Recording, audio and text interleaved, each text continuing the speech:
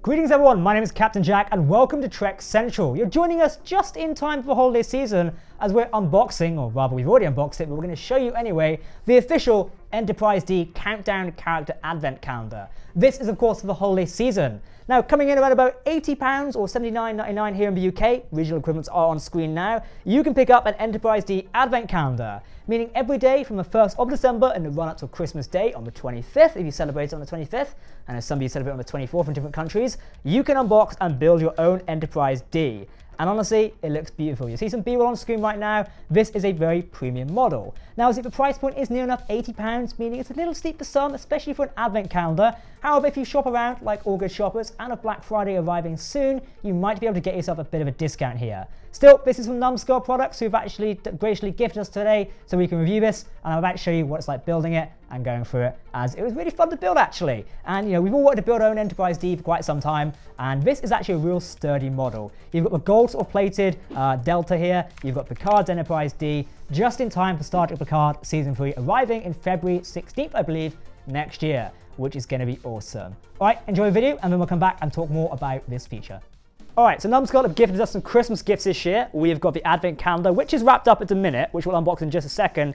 But they also graciously sent me out some personal Christmas gifts. One, I'm wearing a rather fancy Star Trek Christmas jumper. Now, as somebody who doesn't like Christmas, this is it's a bit, also it's blue, not red, but it's still rather nice. It's very warm. I'm currently stood in front of a radiator. It's very warm. So if you're looking for a Christmas jumper, we'll link this one down below as well, so you can get it. Also, they gave me a lovely Christmas card saying Merry Christmas from Numskull. They've been fantastic supporting the channel this year. Basically says build up Christmas with Numskull's new countdown characters. They've got the Enterprise available. They've got some others, which I'll tell you about later at the end of this video. But you can build up a range of these. Yeah, they have 24 doors to hold each piece of a character, fit together to create a statue that you can keep and show to your friends, which is amazing. I'm going to put mine on a shelf, so that's going to be really nice. So we've got that. Also, we've got the Borg cup over here, which is very nice. They sent this one across. I'm not sure what I'm going to use this one for. Maybe a live stream drinking some Earl Grey tea. And also, this is the Tubs range. I think this is Q, which matches very nicely with Q being in Picard Season 2 earlier this year, and also Lower Decks last year, which is rather cool. So we've got a cosplaying Ducks, which is very nice. This is a Tub series, and he comes in a bathtub.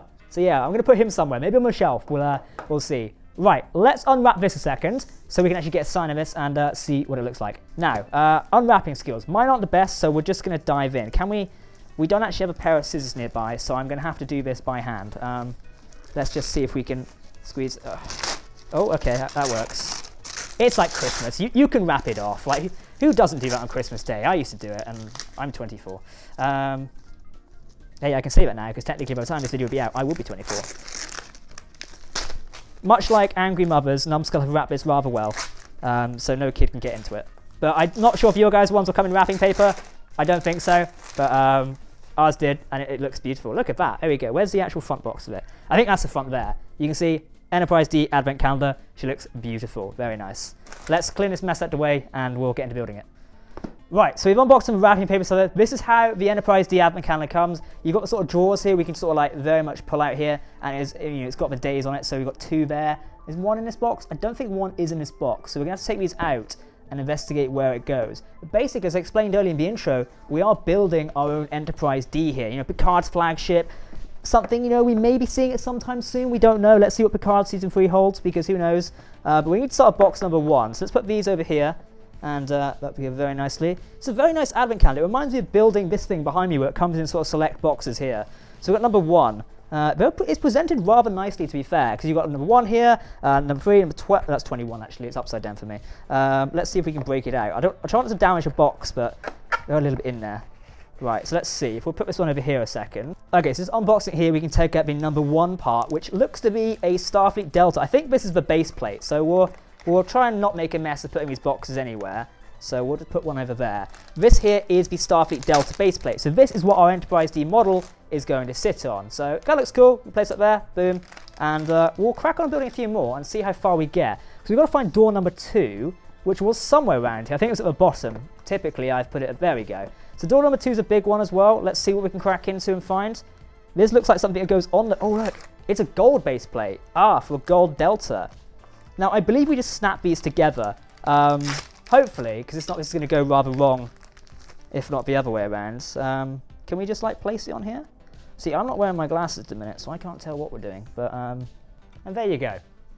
Here's one I made earlier. So it sort of snaps in there, and we can place it there. So we've got a base plate for a delta. We can put more boxes and stuff over there. Now, if I use my maths correctly, we need to find box number 3, which is here. Another big one as well. They seem to be really favouring the big ones early on. Okay, this is the actual delta part. Okay, right, we can work with this somewhere. Let's have a look. Oh, there we go. So it sort of like snaps into place. So a lot of this build here for the Enterprise D is you just got to push and snap things into place. There's no glue involved. So realistically, it's probably a gift for all ages. So if you've got a young Star Trek fan who's just got into like Prodigy or something, and you want to step them up to the big boy era of the next gen, or even Picard technically, because Enterprise D was in that as well in Season 1, and I think it was referenced in Season 2. You can step there. So we've got Delta. I've got one on my shirt, but, you know, we can have a bigger one if you want. Now, maths says I need to find box number 4. Shall we find it? There we go. It's a really small piece. Okay, this is probably going to be like the stand or something. Yep, this is the stand. Okay, guess that correctly. Is it going to be in plastic? Again, a lot of this stuff is in plastic, so a little bit of criticism to Numskull there. I probably would have like not used so much plastic in this build, just because, you know, we're eco-friendly here at Star Trek. We want to, you know, conserve the environment. Which way does it go on? I didn't even look at the box. Right, that's number 4. We need to find number 5.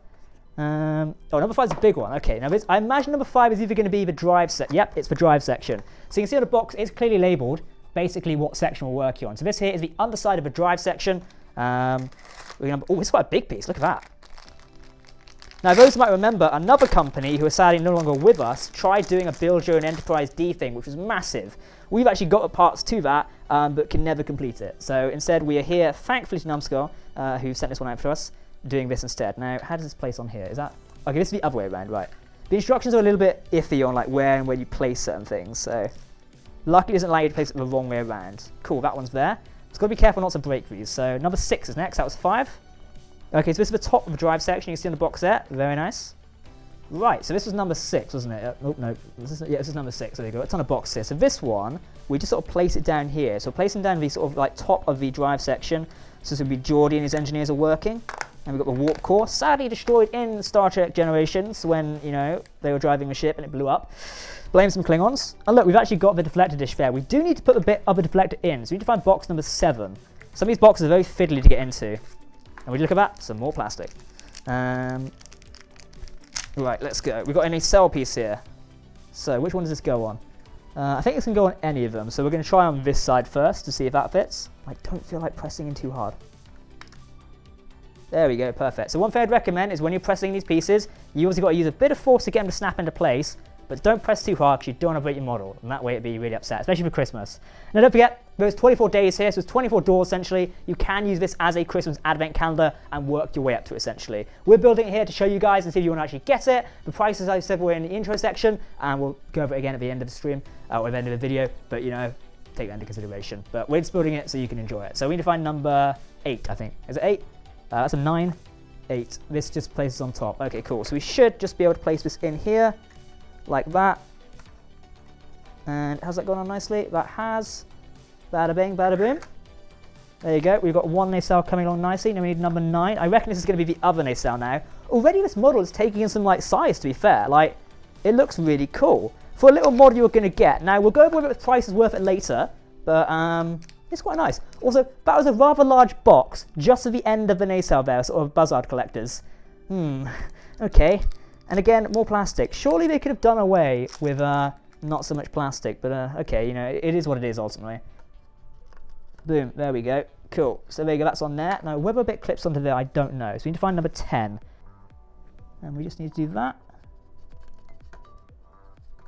I think it's like that. Cool, very nice. And I think we need one more bit here, which might be box number 11. Here we go. This is probably the tip on the end, so that sort of like iconic red lighting thing. It is, yep. So you can see on the back of the box here, it's basically the tip that goes on here. So again, luckily the boxes do actually show you what you're putting on here, so you do sort of know what you're doing. You know, I still think maybe having an instruction manual that's separate from all these boxes might be a good idea, just because some could struggle with it. But obviously that might be extra paper, but then again, if it wasn't so much plastic, you probably could get away with it. Right, I think we just clip this bit on here. So that should fit in rather nicely. There you go. It's almost like building Lego in a little way there. You're just sort of like snapping things together, putting them in nicely, and there we go. We've got one nacelle in the build, and we're good. On to number 12. You've got halfway through putting the next nacelle together, so about to put the tip on the end here again, or sort of like the middle orange sort of engineer thing. So oh, there we go, it's escaping me. We're going through mountains of stuff over here, so we're just going to put this one on the front. There we go.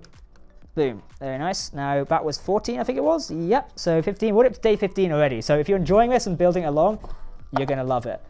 Should you get this for a family member? Honestly, I'm having fun building it. Now, whether I could actually do an advent calendar where we sit here and every day I put a part of this on, like, growing up as kids, advent calendars, you got chocolates or sweets or something like that, or if you're really unlucky, you got an orange, or, you know, something else. Would you want to put something like this together, like on day 15, I think that just was? I'm not sure I would. I'm going to be honest with you, like, I might be a bit bored of that. But I guess for a younger person, it might make sense. For an adult collector, though, I don't know. So number 16. Like, you know, 15, 16, or 14, 15, 16, you're just going to be putting apart or putting on the Buzzard collectors, which, while interesting to some fans, are they really? I don't know. It's... Troy, do you find Buzzard collectors interesting? I like the orange ones. Yeah? Is that orange to you? To me, it sort of feels like red, yeah. That's orange with coils. Right, there we go. We've done that. So we need... Well, that's 17, wasn't it? I've forgotten already. That was 16. Right, time for the big boy. We're doing 17 here. This is, I think, almost our second to last big box here. And we'll start building the saucer section. So we've built most of the drive section. Look at the size of that. That is a big... This is going to be a big model. Wow, okay. I was a little bit thinking it might be a bit smaller, but okay, the saucer section is actually quite large. So we are getting a rather large model out of this advent calendar. And I already do like the delta on the bottom. That is some great sort of detailing there.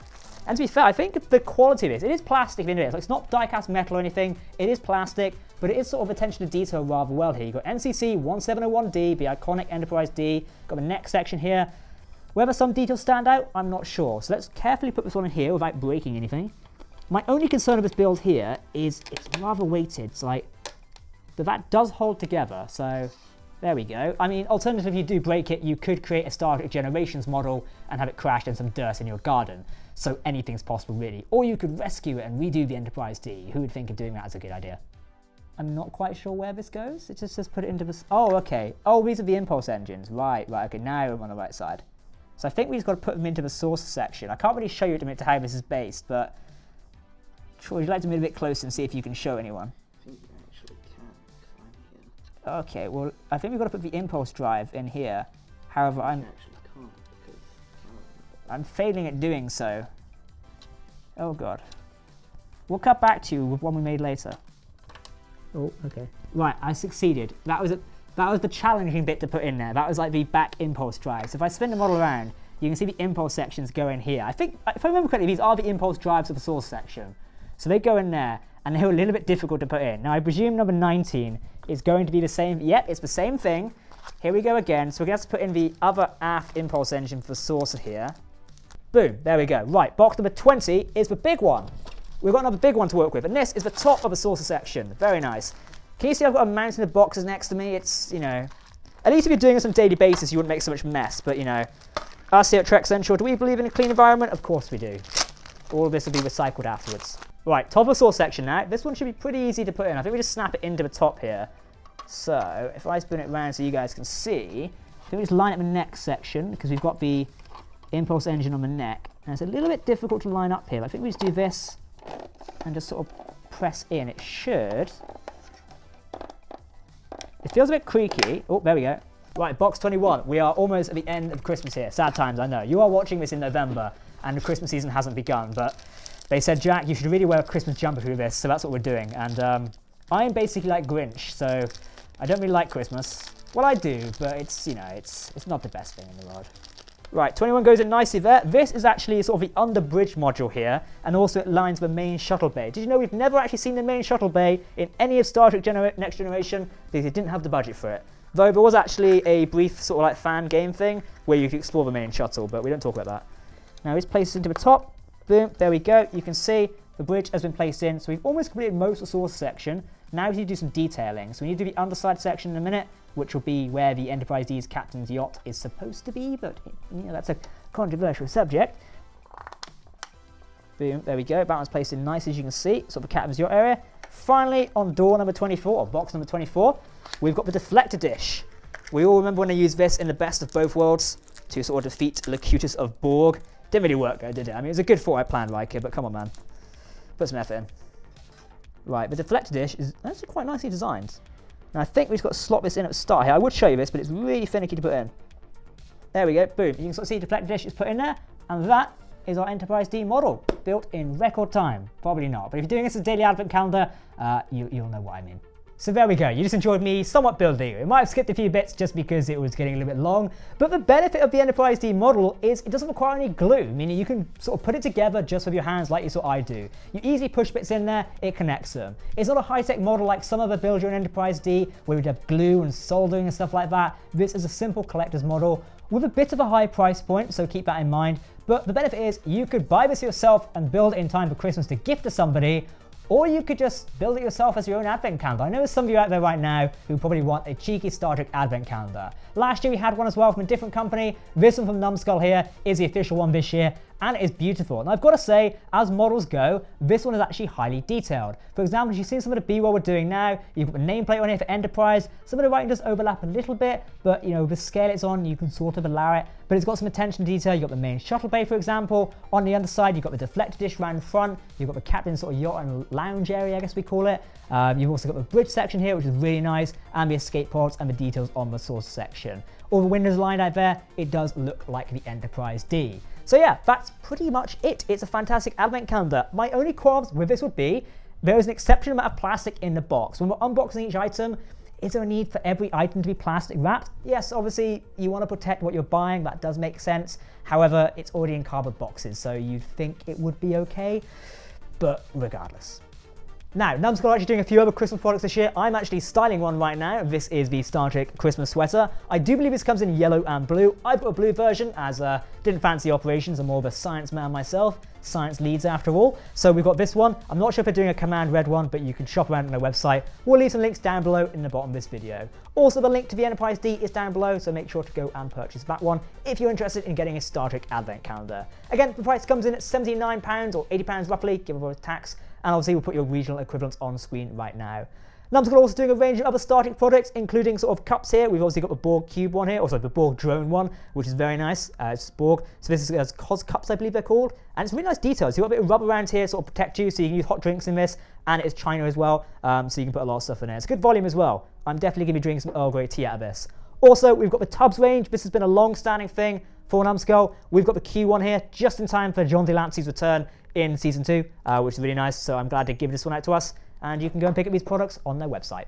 Okay, so that's it for me on Trek Central. We do hope you're having a happy holiday season. Am I going to be wearing this jumper in reviews going forward for December? Probably, I'm going to be honest with you, because I need to get into a festive spirit, because we need to start at Christmas tree. But don't forget, you can check out all of Trek Central's product reviews via trekcentral.net on our merch category, and come back here for some dedicated content as well. Alright everyone, thank you very much for watching. I've been Captain Jack, and we will see you next time. Have a happy holiday season if you're seeing this, and a new year if we don't see you before then. Live long and prosper, my friends. Goodbye.